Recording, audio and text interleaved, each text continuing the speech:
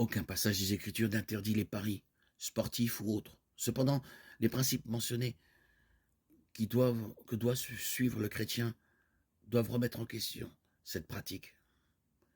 Bien qu'un individu donné puisse parier sur des événements sportifs ou d'autres paris sans aucun préjudice notable, l'effet net du jeu sur la société est de toute évidence négatif.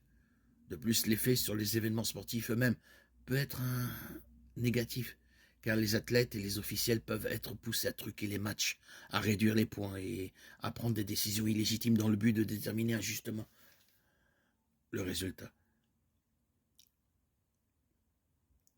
Face à ces zones grises, l'apôtre Paul donne des conseils inspirés en réponse aux personnes qui se concentrent sur ce qu'elles ont spirituellement, légalement à faire.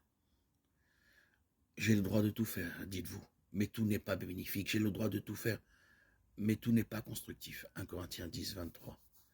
J'ai le droit de tout faire, dites-vous, mais tout n'est pas bénéfique. J'ai le droit de tout faire, mais je ne me laisserai asservir par rien. 1 Corinthiens 6, 12. En l'absence d'interdiction absolue contre les jeux de hasard sous toutes leurs formes, ne pas être asservi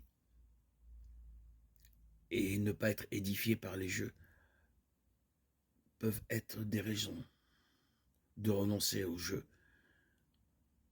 Il nous faut toujours nous poser les questions suivantes. Est-ce bénéfique? Est-ce constructif?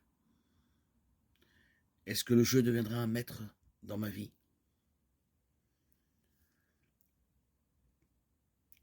Bien que nous ne puissions pas affirmer avec une autorité biblique absolue qu'un chrétien ne devrait jamais parier sur un événement sportif ou quel que soit d'autre,